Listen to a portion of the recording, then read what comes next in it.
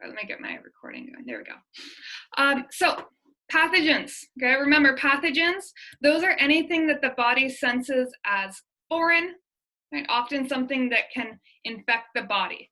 So these would be things like, sorry, my goodness, like bacteria, viruses, even things like allergens, right? If you're allergic to cats or something, your body senses that allergen as actually a pathogen. We also have antigens. So antigens are present on the surface of pathogens. You can see there are these little structures here. I'll do my little annotating. Right, so you can see they come in various shapes, and that's important to know for when we talk about antibodies. Right? But these antigens, they're basically kind of warning flags to your immune system. They tell our immune system that, hey, this thing isn't us.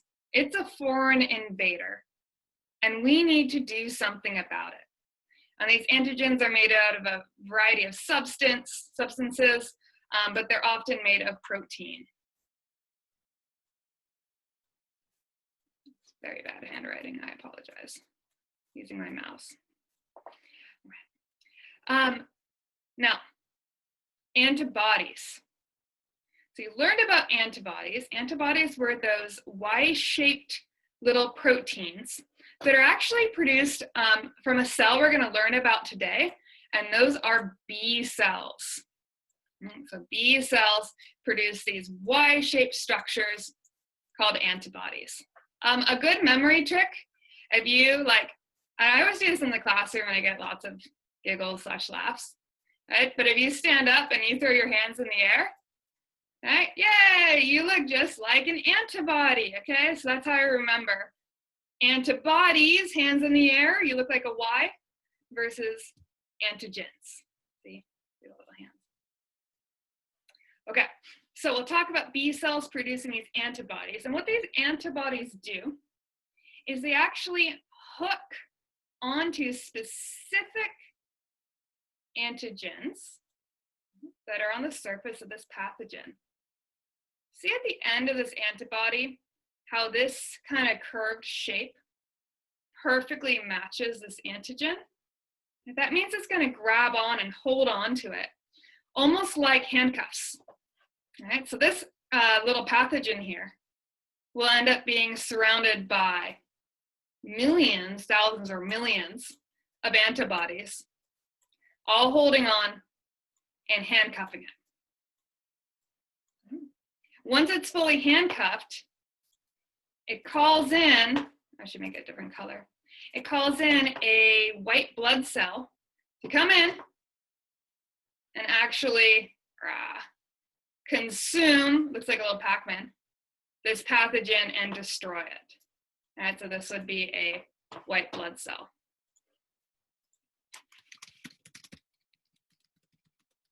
Consuming the pathogen. So that's the overview of what was going on yesterday. I wanted you to kind of understand these specific concepts before we talk more about the innate and adaptive immune systems. Okay, I'm gonna stop talking. Questions or wonderings on this?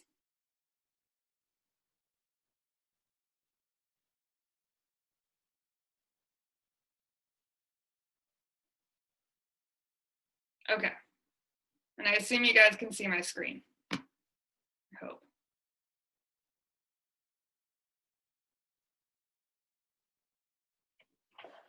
All right, that or I put everyone to sleep. All right, so we're gonna go on to our next slide. Okay, oh, I gotta delete all my annotations. Sorry, it's my first time using annotations, so let me just do this. Oh, I think I can do clear all. Yeah, there we go. So can someone unmute themselves and tell me, like, are you still here? Can you see this? We can see it. Thank you. We can see everything. Thank you. Thank you. Yeah, we're good. Thank you. Thank you. Okay, just a few more slides. So I put this slide in here as well as in the slides yesterday because I wanted you to have a visual of the immune system. So there's two main branches of the immune system. Oops. My goodness, stop touching my mouse. These are the innate immune system and the adaptive immune system. As a review, the innate immune system is our first line of defense. Okay, it's always fighting things off. For example, your skin is always repelling pathogens. In fact, it's really only when you get a wound in your skin, right, that then maybe bacteria enters it and you start to get an infection. And then maybe you end up treating your paper cut, let's say, with some Neosporin, and then you cover it with a Band-Aid. Other things that protect us in the innate, things like stomach acid, right? You eat some food that has some bacteria on it, your stomach acid will kill a lot of that bacteria. Right? Your tears in your eyes are naturally always protecting your eyes from various bacteria, as well as mucus in your nose, in your throat, and other parts of your body. We have some second line of defense. I'm not going to go deeply into these in this class, but just know that inflammation is part of the innate immune system. When something gets red and swollen, like a wound, or maybe even your sprained ankle, okay, it calls in other immune defenders. It calls in the immune system and says, hey, there's something wrong here. Let's start fighting things off and healing this part of the body.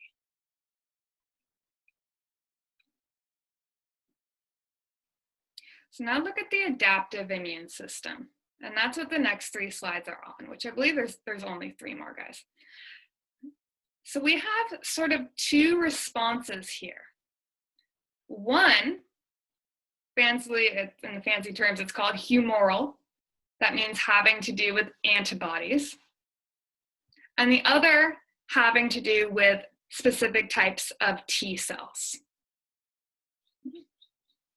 So one part of the adaptive immune system is B cells being activated to produce those little antibodies, hands in the air, right, that act as handcuffs. They grab on to the antigens on the surface of pathogens and hold them in their traces until white blood cells can come in and consume them.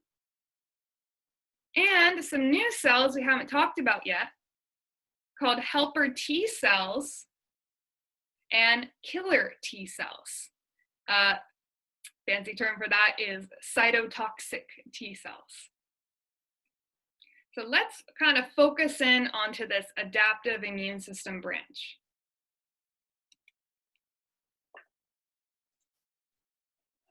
Okay. So adaptive immunity. The first step is that our adaptive immune system needs to be activated. Now, adaptive immunity can often take up to a week to kick in. And this is why, let's say if you get a bad cold or a flu, especially if you haven't been, let's say, vaccinated for that flu before, your body feels pretty sick for several days, maybe up to a week, until finally you get better. That's because the adaptive immune system is slow to get started. How it knows to get started starts with antigen-presenting cells. So this is where you should start taking notes. Our example is a dendritic cell. I won't make you memorize that term, but I wanted to show you in that purple image, you can see that's actually what a dendritic cell looks like. So these cells, they're pretty neat. They're sort of like the intelligence specialists. They detect an invader, and they do this by, they detect that invader, maybe it's a bacteria or a virus. They then consume that invader, much like our little Pac-Man did, right? They consume it. And then they display its foreign antigens on its surface. I'm hoping this won't make it jump. Good. So if you look at this little picture here of this purple cell, you can see these little green dots. Those green dots are actually the foreign antigens that are on its surface. And those foreign antigens are like flags of warning. These little cells then are like, oh my gosh, I just caught an invader. Oh no, we're infected. And it travels to a lymph node to alert helper T cells to the invader. And so it calls for help. Like, guys, we got a problem here. And these helper T cells, we'll talk about them in another slide, then alert our B cells, our antibody producers. Do my little, oops. Annotations here while you guys finish taking your notes. And so here are our little warning flags. Saying, oh no, we're infected with the rhinovirus, meaning the cold. Dun, dun, dun. Or we're infected with influenza, aka the flu. And so they travel to a lymph node and they call for help. They alert helper T cells.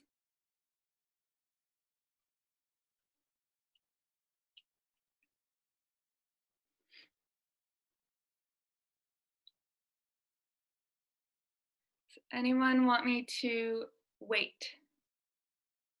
Yes, please. Yes, please. Absolutely.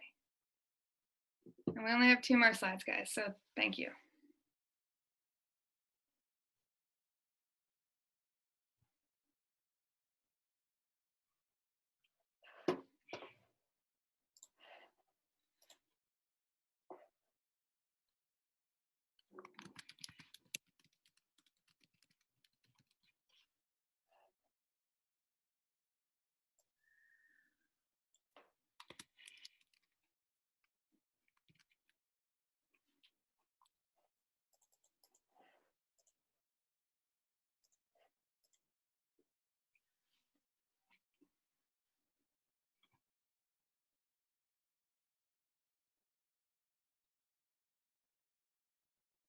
You'll notice as we go through these next 2 slides, I sort of made this with a military theme. So you're going to see each cell type has a specific military role.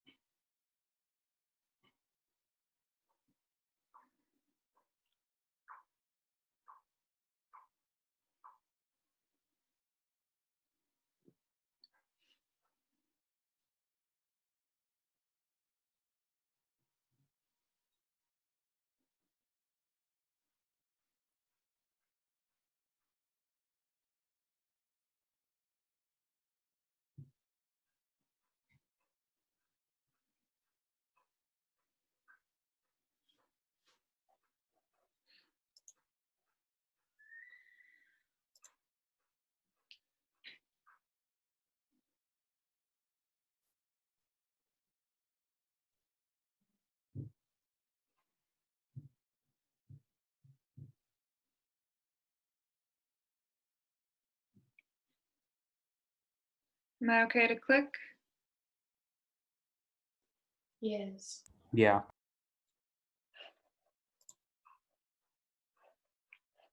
Oops. Sorry.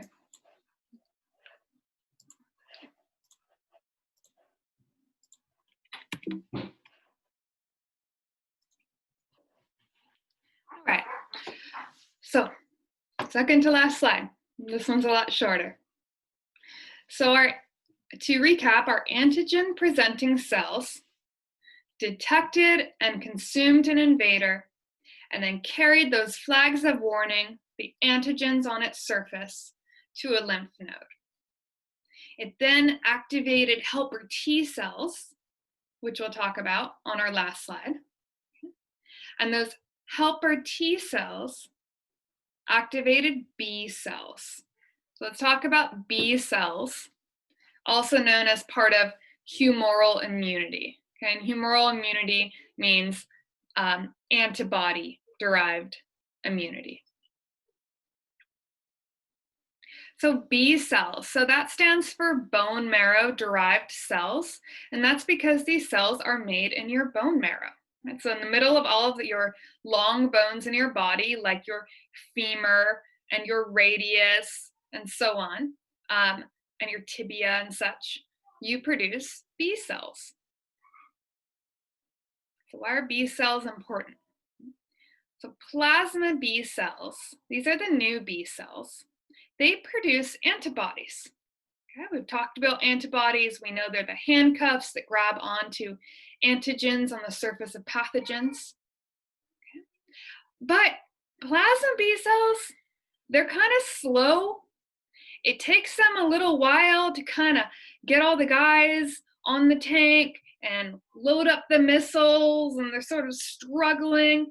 And then finally, 3 days to a week later, they're set up and they shoot off those missiles, right? They shoot off those antibodies to attack the pathogen.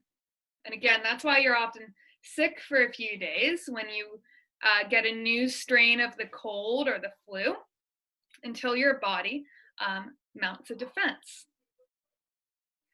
Well, you may have heard that you can never get infected with the same flu twice, or the same type of cold twice. Well, it's because after infection, those slow, fumbling, stumbling plasma B cells become memory B cells. Memory B cells are our military experts, right? They're armed and ready mere hours, if not a day after infection. They shoot out those antibodies and grab onto that pathogen and call in white blood cells to destroy them before you even know you're sick. And that is what's so incredible about memory B cells. And that has to do with vaccination, which we're going to start discussing tomorrow.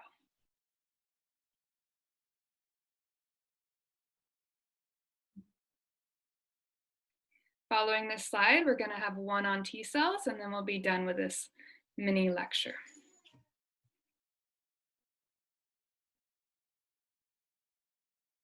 What did you say it was driven by?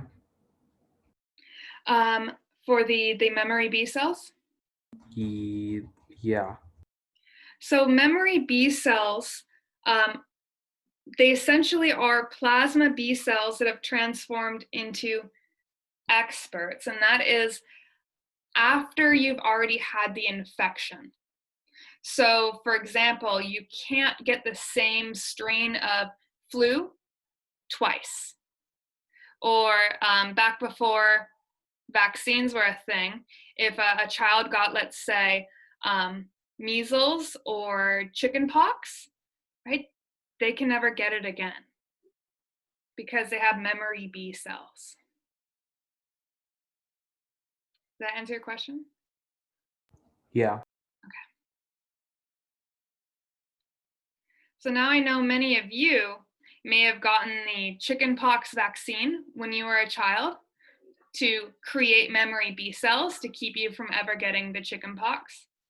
But when I was a child, that vaccine wasn't developed yet. And so when I was, 5 or 6 years old, I got the chickenpox, unfortunately, from another child at school. Right? And I was sick with it. I was so itchy. I remember, my mom taped on oven mitts so I wouldn't scratch my little wounds on my poor hands. But after that, I never got chickenpox again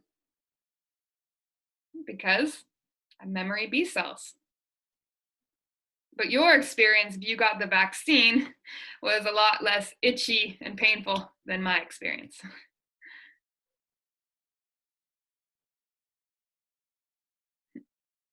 Does anyone still need this slide?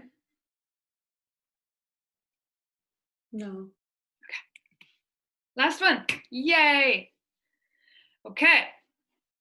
T cells. Now, so if you go back to that visual flow chart of adaptive immunity, you remember how there were two branches of adaptive immunity? We're over here in the other branch called cell-mediated immunity. So T cells, that stands for thymus-derived cells, because they're made in your thymus gland. So there are two important types of T cells. The first are helper T cells. So remember way back when those antigen presenting cells traveled to a lymph node, right? They told the helper T cells, hey, we've been invaded with rhinovirus, right, the common cold, and we need to mount a response. Those helper T cells then activate immature B cells, transforming them into plasma, or maybe we already have memory B cells. They're sort of directing the immune response. So they tell the B cells that there's a problem, that we're going to need antibodies. So helper T cells are sort of like the sergeants in the army, right? So they activate the response.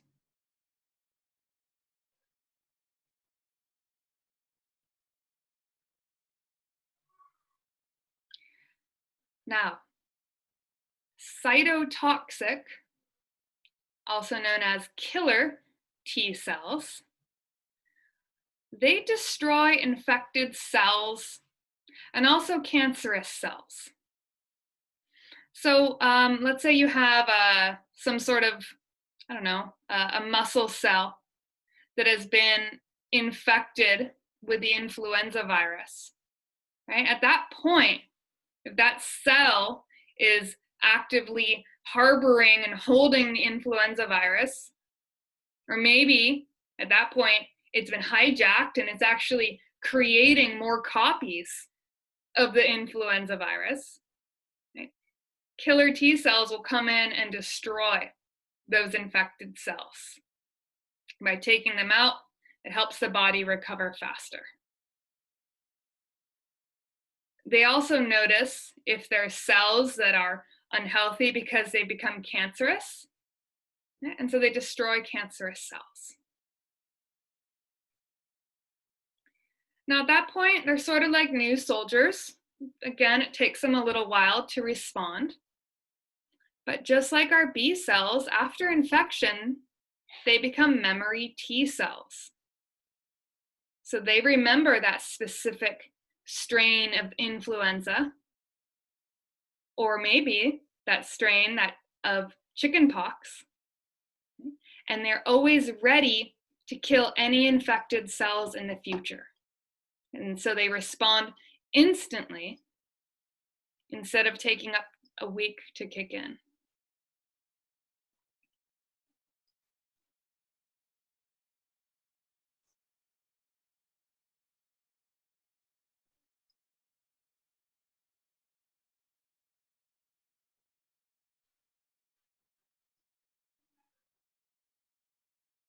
So that is our final slide for adaptive immunity, and the last lecture I'll be putting you through for at least this week, if not next week too.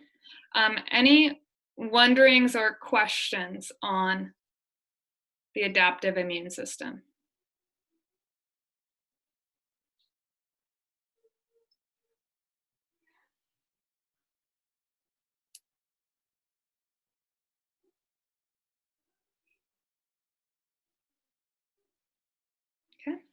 Does anyone need more time on this slide? So those are just the notes we needed to take today, right? Yes, and then when I stop screen sharing, I'll very briefly go over what you're doing on your own, and then I'll release you.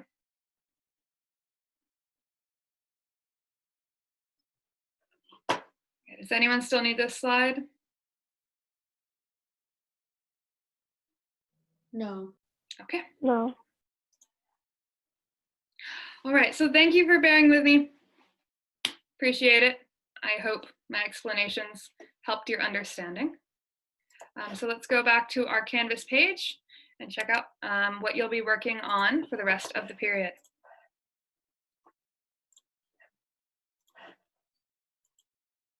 I'm also going to put this that section of the lecture that I actually recorded me talking about those slides. I'll put it up here.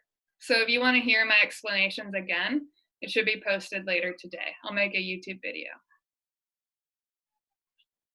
Okay.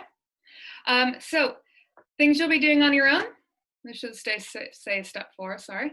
You're going to make sure you took notes on the slides from yesterday. They're linked here. You're going to watch this 3.5-minute long video once. It's the visual version of what I just explained. Okay. Once you watch it once, you'll watch it again. Trust me on this, it helps your memory. And then you'll be completing a video worksheet. So this video worksheet PDF, it's basically a bunch of fill in the blanks where you will listen and then fill in the word. Right, so they'll say in the very beginning of the video, the immune system's first defense is our skin. Okay, so you'll write down skin.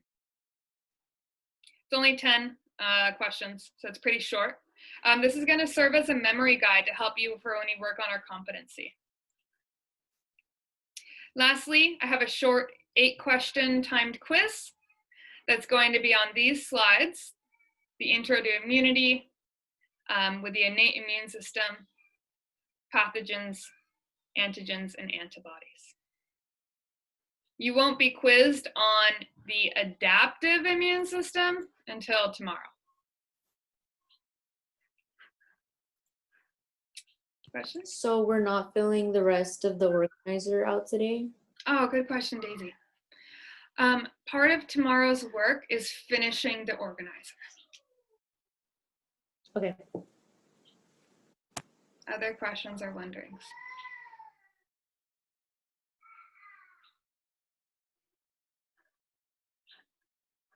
And then just to check in with her, Belen, I'll just be posting that little lecture online so you can watch it on your own and take the rest of those notes.